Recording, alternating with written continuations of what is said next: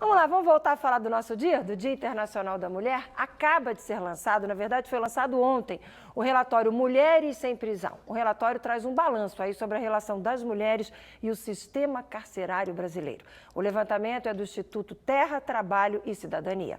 Para falar sobre o assunto, a gente recebe aqui agora a Nina Capello. Ela é pesquisadora do Instituto. Oi, Nina, boa tarde. Obrigada por ter aceitado o nosso convite. Boa tarde, Márcia. Obrigada pelo convite. Foram 2 anos de trabalho, né? Acompanhando o sistema carcerário brasileiro. E o que vocês concluíram? Foram 2 anos de pesquisa que a gente analisou tanto os processos dessas mulheres quanto as falas delas. Então, a gente entrevistou várias mulheres presas. E o que a gente concluiu é que essas mulheres, como em vários outros setores, são absolutamente invisibilizadas, né? A gente percebeu que os próprios atores do sistema de justiça, o juiz, o Ministério Público, até mesmo a Defensoria Pública, eles não utilizam a legislação existente que prevê que as questões de gênero têm que ser utilizadas para garantir a liberdade da mulher, e eles ignoram essas questões nos autos processuais. Por exemplo?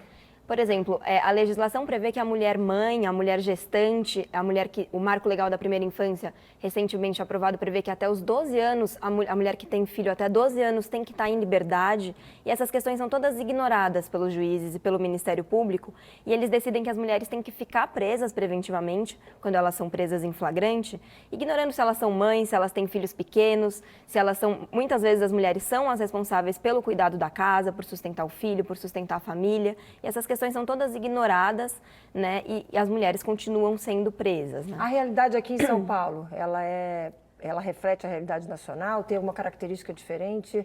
Aqui em São Paulo a gente tem um número ainda maior de mulheres presas, né? Mas eu acho que é interessante pontuar também como essa realidade vem crescendo no Brasil como um todo. No ano 2000 a gente tinha 5.000 mulheres presas e no ano de 2014, que é o último levantamento do Ministério da Justiça que foi publicado, esse número salta para 37.000. Então, a gente teve um crescimento de 503% no número de mulheres encarceradas. E a maioria envolvida com o tráfico de drogas, né? Aquela velha história da mulher que vira mula porque está apaixonada, o cara diz, só leva essa droguinha que não vai fazer mal a ninguém. Aí ela acaba caindo na mão da polícia e, claro, vai para a cadeia, né? O tráfico de drogas realmente é o crime, o nosso relatório mostra isso, né? Como tem um perfil muito específico de mulheres que a polícia seleciona para prender, né? Que são mulheres pobres, são mulheres negras, são mulheres que moram na periferia, são mulheres que não tiveram acesso a uma formação, então muitas vezes têm só o ensino fundamental, né? Então não conseguem de fato um trabalho remunerado mais qualificado. E muitas acabam se envolvendo com o tráfico de drogas, até mesmo por não ter outras opções, né? A gente coloca um pouco isso também na nossa pesquisa, como isso aparece muitas vezes como a única opção que a mulher tem para conseguir um trabalho remunerado, né, que é criminalizado pelo Estado.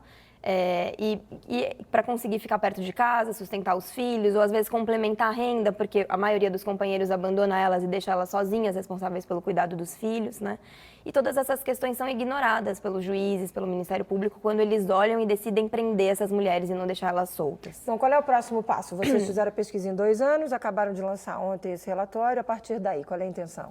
Eu acho que tem alguns passos prioritários, né? O primeiro deles é garantir que essa legislação existente, né?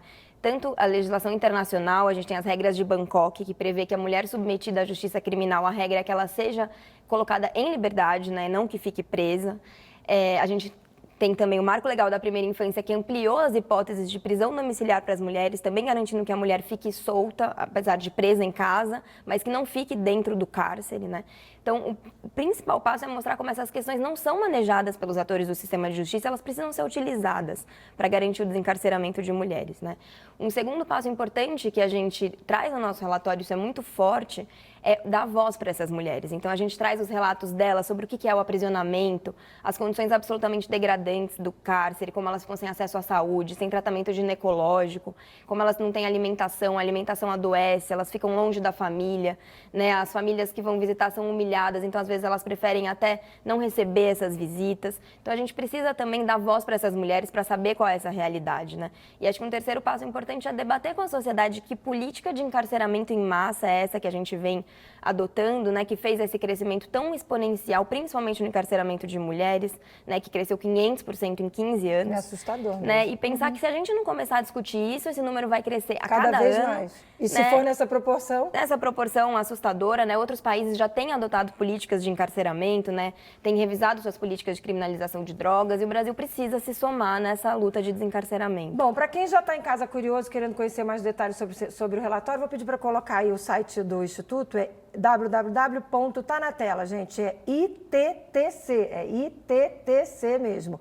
.org.br. Nina, ali tem acesso ao relatório completo? Sim, no site tem acesso ao relatório completo, que a gente faz um panorama geral do que é o encarceramento feminino, né, nas unidades que a gente entrou aqui em São Paulo. Tá aí, Nina Capelos, pesquisadora aí desse instituto, obrigada pela participação, uma boa tarde para você, até uma próxima oportunidade. Obrigada, Márcia.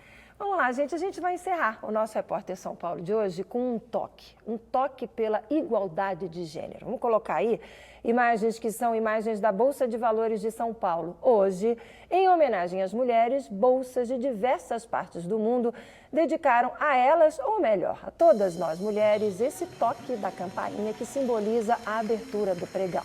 Aqui em São Paulo participaram do evento o Edemir Pinto, que é o diretor-presidente da Bovespa, a Denise Pavarina, que é membro do Conselho de Administração da Bolsa, a Luísa Helena Trajano, que é presidente do Conselho de Administração do Magazine Luiza, e ainda, é claro, várias funcionárias da instituição. Bacana, né, gente? E o Adalberto Piotto, nosso parceiro, nosso colega aqui da TV Brasil, entrevistou a Luísa Trajano. Ele entrevistou ela para a edição de hoje do nosso novo programa, O Cenário Econômico. O programa vai ao ar hoje às 6 horas da tarde e você não pode perder. O Repórter São Paulo de hoje termina aqui. Você fica agora com as notícias do Brasil e do mundo no Repórter Brasil Tarde. Uma ótima tarde para você, parabéns para todas nós mulheres e até amanhã. Tchau.